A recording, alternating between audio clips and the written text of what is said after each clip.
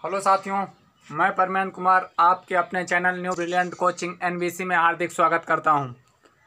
तो हम लोग भूगोल पढ़ रहे हैं। जिस भूगोल में भारत के भूगोल के बारे में अध्ययन कर रहे हैं, उसी क्लास को आज हम कंटिन्यू कर रहे हैं। इसके पहले हमने थोड़ा बहुत देखा था कि ग्लोब होता क्या है, ग्लोब में जो रेखाएँ खींची जाती हैं उनको क्या कहते हैं। तो आज उसी बारे में हम आगे थोड़ा और जानकारी करते हैं। देखिए, सबसे पहले अगर बात की जाए तो पृथ्वी का वर्णन ही भूगोल कहलाता है। सबसे पहला जो फैक्ट है, हमको क्या लिखना है कि पृथ्वी का वर्णन क्या कहलाता है? पृथ्वी का वर्णन ही क्या कहलाता है? भूगोल कहलाता है। क्या कहलाता है? पृथ्वी का वर्णन ही भूगोल कहलाता है। इसी को इंग्लिश में कह सकते हैं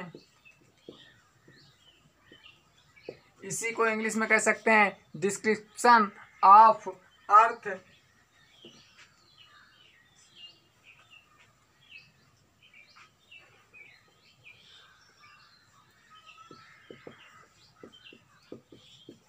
description of earth is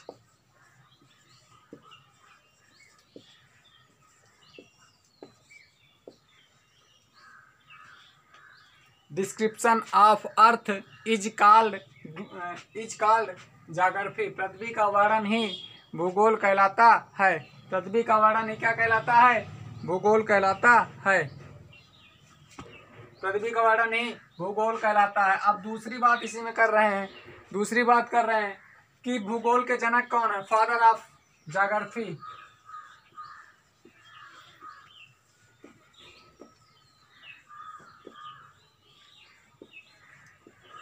father of geography हम किसे कहते हैं? तो फादर ऑफ ज्योग्राफी हम कहते हैं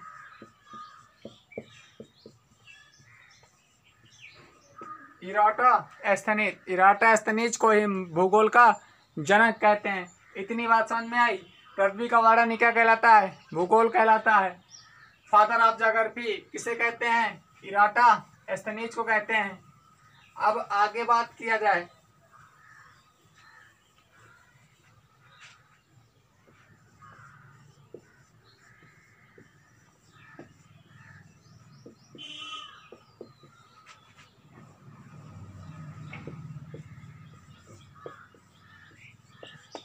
model of earth is called globe. मतलब इसका मतलब पृथ्वी के प्रारूप को ही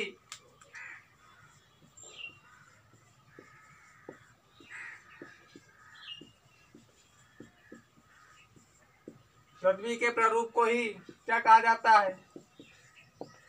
ग्लोब कहा जाता है। इतनी बातें समझ में आ गई। अब आगे बात करते हैं।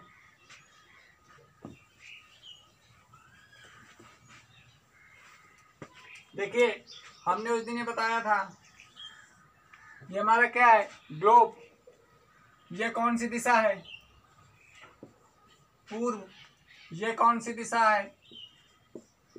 पश्चिम। ये कौन सी दिशा है? उत्तर।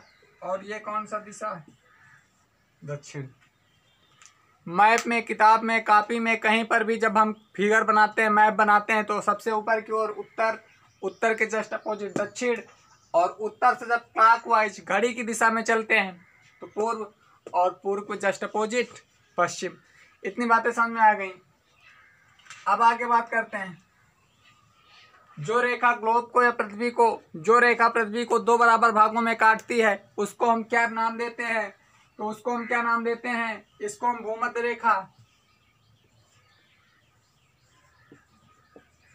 इसको भूमध्य रेखा या विषुवत रेखा नाम देते हैं। पृथ्वी को दो बराबर भागों में काटने वाली रेखा भूमध्य रेखा कहलाती है। इसको ही हम जीरो अंश रेखा भी कहते हैं। इतनी बात समझ में आ गई होगी। फिर हमने बताया था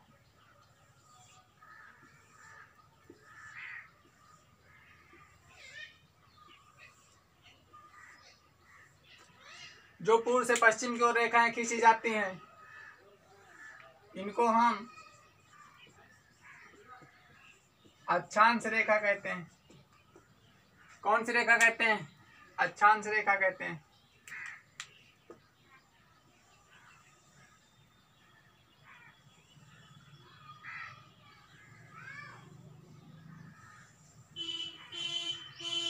इनको हम कौन सी रेखा कहते हैं?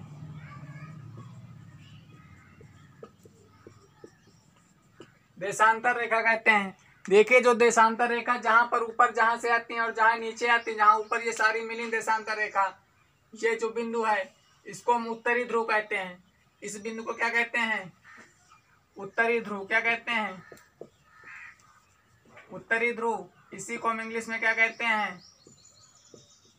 North pole. क्या कहते हैं? North pole. और ये जो नीचे मिली है इसी को हम क्या कहते हैं? दक्षिणी ध्रुव। इसी को हम इंग्लिश में क्या कहते हैं? South pole. इतनी बातें समझ में आई? 23.5 अंश ऊपर की है जो भूमध्य रेखा है, भूमध्य रेखा के 23.5 अंश ऊपर की ओर रेखा जो पाई जाती है, जो ऊपर की ओर रेखा पाई जाती है 23.5 अंश पे, उसको हम क्या रेखा कहते हैं? कर्क। और जो इसके नीचे 23.5 अंश पाई जाती है उसको हम क्या कहते हैं? मकर रेखा। इतनी बातें हम लोग पहले पढ़ चुके हैं। अब आगे बात करते हैं।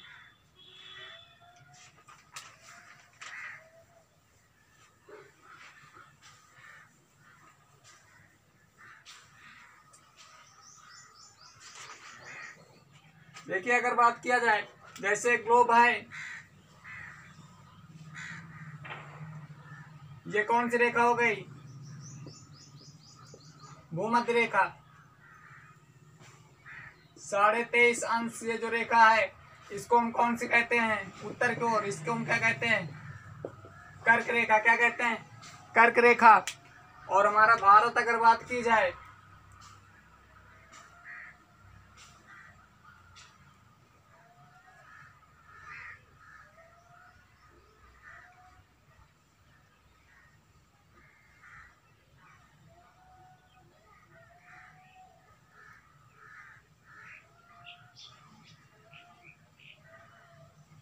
भारत ऐसे स्थित है, भारत ऐसे स्थित है चूंकि कर्क रेखा भारत के, ये जो कर्क रेखा गई है, अगर बात की जाए ये जो कर्क रेखा गई है, जो कर्क रेखा गई है ये भारत के 8 राज्यों से, भारत के 8 राज्यों से, कर्क रेखा भारत के कितने राज्यों से गुजरती है? 8 राज्यों से होकर गुजरती है। कौन कौन?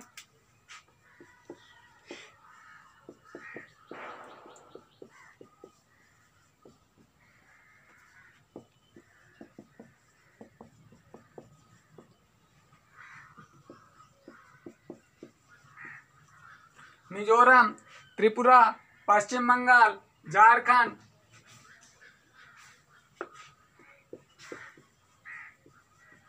राजस्थान, गुजरात,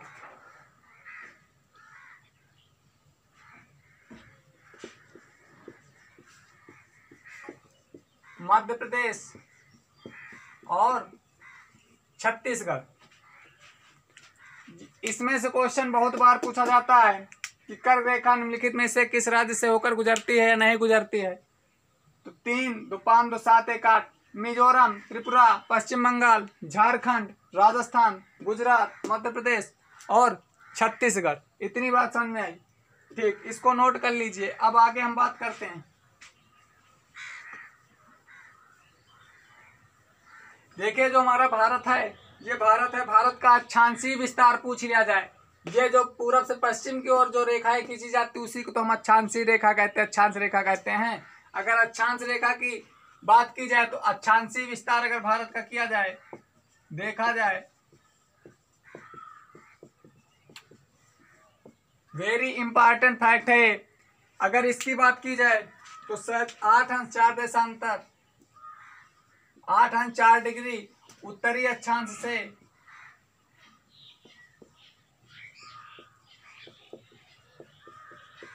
8 अंश 4 डिग्री उत्तरी अक्षांश से 37 अंश 6 डिग्री उत्तरी अक्षांश।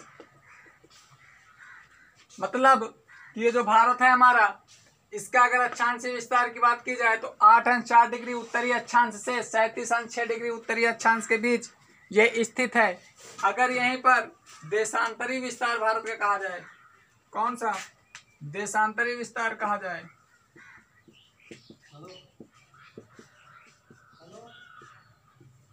देशांतर रेखाएं जो ऐसे खींची जाती हैं, ये वाली रेखाएं जो उत्तर से दक्षिण की ओर खींची जाती हैं उनको हम देशांतर रेखा कहते हैं। अगर देशांतर रेखा की दृष्टि से भारत की स्थिति देखी जाए तो वो कहाँ पड़ती दोस्तों, उसको हम देखते हैं।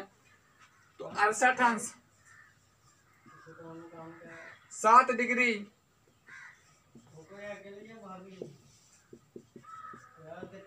देखिए, पूर्वी देशांतर मतलब ये पूरब दिशा है, तो भारत के पूर्वी हिस्सा में आ जाता है। और अगर यहाँ से बात की जाए तो उत्तरी हिस्सा में आ जाता है, इसलिए यहाँ पर दोनों जगह उत्तर लिखा है। और देशांतर रेखा ऐसी रेखाओं के प्रति देखा जाए तो पूरब में पड़ जाता है भारत, इसलिए पूर्वी देशांतर हम यहाँ लिखे हैं। ठीक, पूर्वी देशांतर से 97 अंश 25 डिग्री पूर्वी देशांतर। देखो ये जो फैक्ट है वेरी इंपॉर्टेंट है परीक्षा की दृष्टि से, क्योंकि लड़के यहाँ कंफ्यूज हो जाते हैं कि उत्तरी अक्षांश और उत्तरी अक्षांश दोनों एक जगह क्यों होगा। तो इसको हम फिर से आप लोगों को डिफाइन कर रहे हैं कि ये जो भारत है ये बीच से जो रेखा काट रही है इसके ऊपर का हिस्सा उत्तर है, तो भारत उत्तर में स्थित है, इसीलिए उत्तर में स्थित होने के कारण इसको दोनों जगह हम उत्तरी अक्षांश लिखते हैं। उत्तर से दक्षिण की ओर जो रेखाएं खींची जाती हैं उनको हम देशांतर रेखा कहते हैं। अगर देशांतरी विस्तार देशांतर रेखा की दृष्टि से भारत की स्थिति देखा जाए मित्रों तो वो पूरब में पड़ जाता है, क्योंकि ये हिस्सा क्या है पूरब, इसलिए हम क्या लिखें पूर्वी देशांतर लिखें। क्या लिखें पूर्वी देशांतर। इतनी बात समझ में आ गई होगी। अब आगे हम बात करते हैं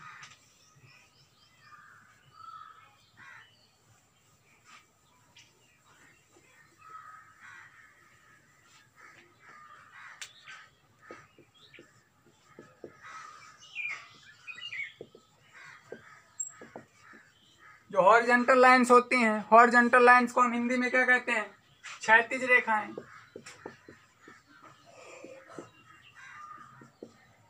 तो क्वेश्चन आता है पृथ्वी में जो क्षैतिज रेखाएं, देखो सबसे पहली बात तो जो अक्षांश रेखा और देशांतर रेखाएं ये काल्पनिक रेखाएं हैं। कैसी रेखाएं हैं, काल्पनिक रेखाएं हैं, इतना बात याद रखना।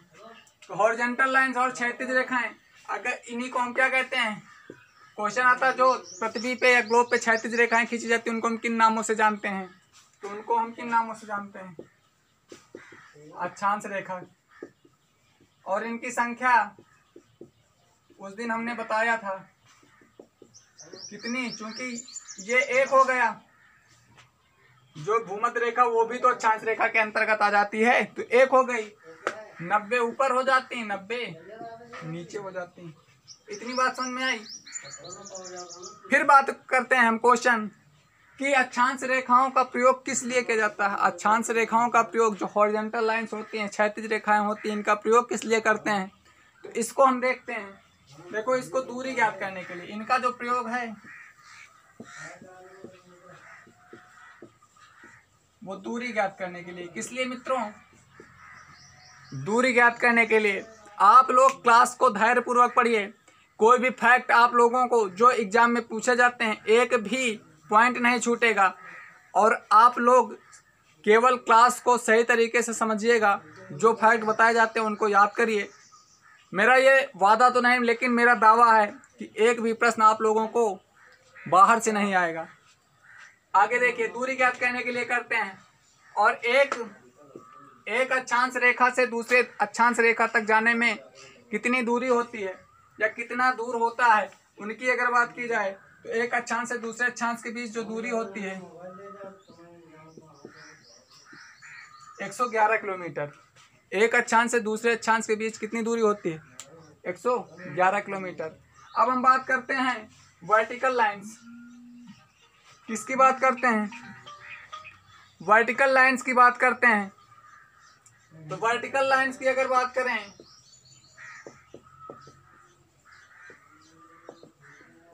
वर्टिकल लाइंस को हम क्या कहते हैं,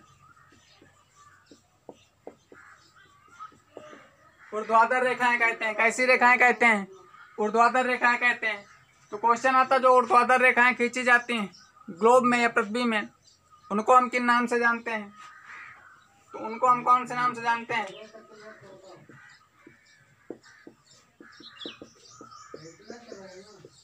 किस नाम से जानते हैं, देशांतर रेखा। इनकी संख्या कितनी होती है, इनकी संख्या कितनी होती है? 360।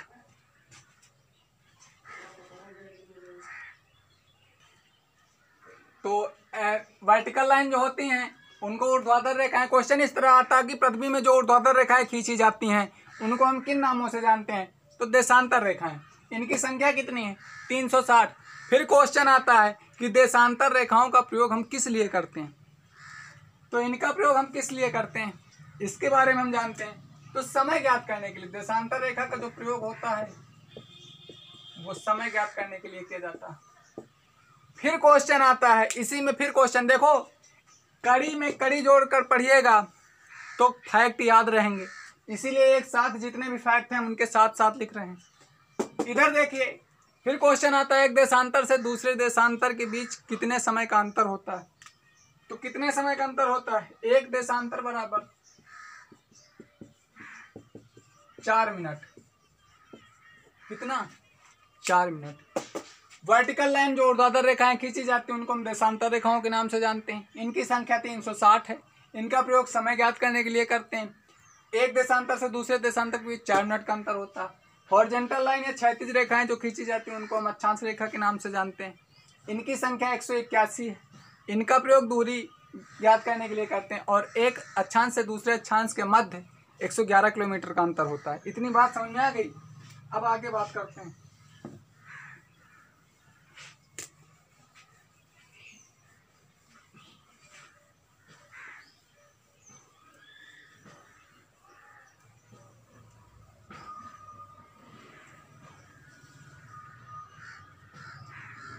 देखो, अगर बात की जाए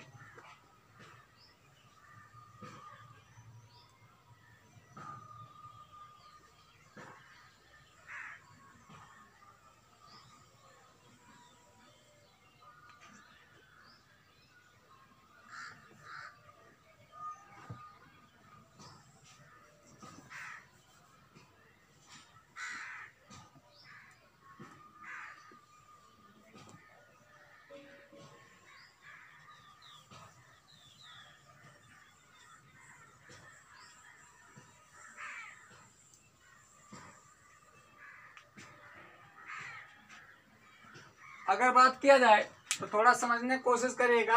मैप थोड़ा कम सही बनता है लेकिन आप लोग फैक्ट समझिएगा, जो फैक्ट महत्वपूर्ण हैं उनको समझिएगा। नीचे दिख रहा है पूरा। देखिए, अगर बात की जाए तो इसको हम थोड़ा मिटा दे रहे हैं। सबसे ऊपर हमने उस दिन बताया था कि भारत का सबसे जो उत्तरी बिंदु है, भारत का सबसे उत्तरी बिंदु कौन सा है? तो भारत का सबसे उत्तरी बिंदु की अगर बात की जाए तो हमने बताया था इंदिरा काल। क्या बताया था? इंदिरा काल।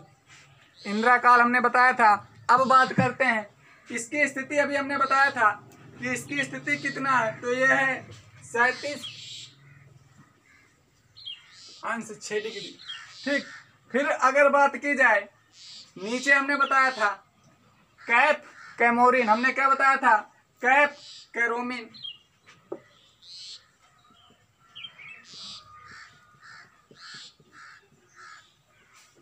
और कैप कैरोमिन की अगर बात की जाए तो 8°4। ये मुख्य भूमि से है। ये जो बात कर रहे हैं भारत की मुख्य भूमि का दक्षिणी बिंदु है। लेकिन अगर यहीं पर बात की जाए भारत का दक्षिणी बिंदु कौन सा है, तो यहां पर आप लोग देखे होंगे एक स्थिति है,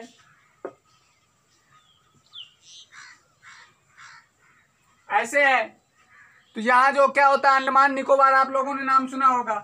तो यहाँ पर दक्षिणी बिंदु है 6° में। इसको हम क्या कहते हैं? इंदिरा पॉइंट। क्या कहते हैं? तो क्वेश्चन समझिएगा। फैक्ट, भारत का मुख्य भूमि का दक्षिणी बिंदु कैप कैरोमिन है जिसकी स्थिति 8°4 है। लेकिन भारत का दक्षिणी बिंदु की बात की जाए तो 6°4 पे इंदिरा पॉइंट, जो कि अंडमान एवं निकोबार द्वीप समूह पे स्थित है। इतनी बात याद हो गई होगी मेरी समझ से। अब बात करें भारत के पूर्व में, तो हमने उस दिन कौन सा स्थान बताया था? अरुणाचल प्रदेश। और अरुणाचल प्रदेश का कौन सा हिस्सा? किबिथु। क्या बताया था? किबीथु की बात किए थे। और ये अगर इसकी बात की जाए, इसकी बात अगर की जाए, अरुणाचल प्रदेश में है। और स्थान क्या बताया था हमने? किबीथु। क्या बताया था? किबीथु। और अगर इधर गुजरात की बात करें, सबसे पश्चिमी बिंदु, तो सबसे अगर पश्चिमी बिंदु की बात करें तो जो गुजरात है, गुजरात में एक स्थान है गौर माता। और इसकी अगर भी बात की जाए तो 7 डिग्री। इतनी बात समझ में आ गई? ठीक, अब आगे हम बात करते हैं। देखिए, अब हम बात करते हैं कि जो भारत का मानक समय है वो कहाँ से लिया गया है। तो भारत देखो, देखिए जो विश्व का मानक समय है, विश्व के मानक समय की अगर हम बात करते हैं तो विश्व का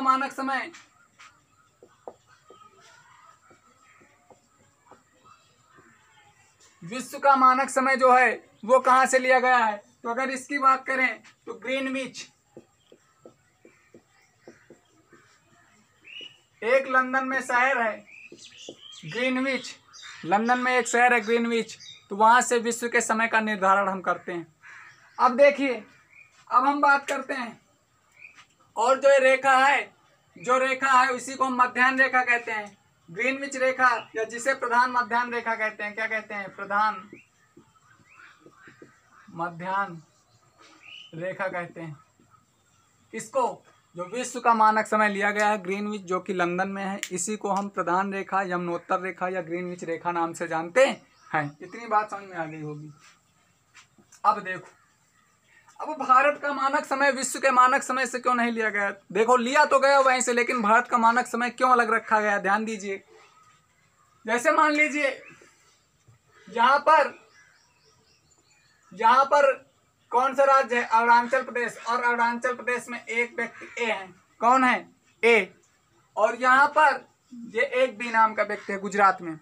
मान लीजिए कि ए के यहाँ बर्थडे पार्टी है और ए ने समय दिया कितना? 7 बजे। कितना? 7 बजे। 7 बजे पहुंचना है। तो इनको क्या यहाँ से 6 बजे पहुंचेंगे तो हट जाएंगे, क्योंकि मान लीजिए इनको फ्लाइट से जाना है, बी को फ्लाइट से ए के यहाँ जाना है। इनके यहाँ बर्थडे पार्टी, सॉरी पीएम रखिए, एएम में बर्थडे नहीं होता।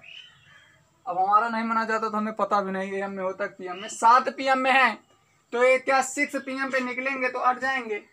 मान लीजिए कि बी से ए से जो बी है ए को पहुंचने में, ए के घर पहुंचने में इनको 55 मिनट का समय लगता। कितना? 55 मिनट का समय लगता। तो ये क्या पहुंच जाएंगे? नहीं पहुंच पाएंगे। क्यों? क्योंकि हम बता रहे हैं, हमने एक देशांतर से दूसरे देशांतर के बीच कितने मिनट का अंतर बताया था। अगर यहाँ 97 है, इसको हम 97 गुणे 4 करते हैं तो 4 सतह 28, 4 9 36, 36 2 38। मतलब कि 380 मतलब कितना हुआ? 6 घंटे 28 मिनट। अगर जब यहाँ 6:28 बजेगा अरुणाचल प्रदेश में, तो यहाँ कितना बजेगा? यहाँ का कितना है? 68। इसको 4 से काट डालो। 272 का मतलब 4 घंटे 32 मिनट। ठीक, अब देख लीजिए इनके दोनों के समय में खुद लगभग 2 घंटे का अंतर है, तो ये कहाँ अट जाएंगे? 7 बजे पार्टी है, 6 बजे चलेंगे तो कहाँ अट पाएंगे? इनको पहुंचने में हमने बताया कि मान लीजिए 55 मिनट का समय लगता है, तो कहाँ अट पाएंगे? इसीलिए भारत ने क्या किया कि एक खुद का समय जोन निर्धारण किया, और उसको भारत का एक खुद का मानक समय है कि टाइम में डिफरेंस ना हो, टाइम में ज़्यादा अंतर ना हो, इसीलिए भारत ने खुद एक मानक समय रेखा मानी है। अब आगे बात करते हैं, जो कि प्रयागराज के नैनी, अगर बात की जाए, जो भारत की मानक समय रेखा है वो प्रयागराज, जो कि इलाहाबाद नाम से पहले था, वहाँ पर एक स्थान है नैनी नामक स्थान से लिया गया है। और जो वहाँ के समय से 5.5 घंटा क्या है, सॉरी यहाँ 5 होगा, 5 घंटे 30 मिनट क्या है आगे। तो अब हम बात करते हैं, देखिए आज इतना ही। अब इसके आगे की क्लास में, अगले क्लास में हम पढ़ेंगे आगे की चीज़ें। तो आज हम लोगों ने छोटे छोटे फैक्ट जाना। अब कल हम बात करेंगे भारत का मानक समय किन किन राज्यों से होकर गुजरता है, भारत के तटीय सीमा कितने देशों से बनती है, जलीय सीमा कितने देशों से बनती है, आज विभिन्न चीज़ों का इसी तरह छोटे छोटे फैक्ट पहले पढ़ेंगे, फिर हम लोग आगे शुरुआत करेंगे। तो कैसी लगी क्लास कमेंट के माध्यम से बताएं। आप लोग वीडियो को लाइक एवं शेयर करें तथा चैनल को सब्सक्राइब करें। अगर आप लोगों को किसी भी प्रकार का या कोई टॉपिक, कोई फैक्ट समझ में नहीं आता तो आप लोग कमेंट करिए, उसका जवाब आपको हमारे टीम द्वारा दिया जाएगा। जय हिंद, जय भारत।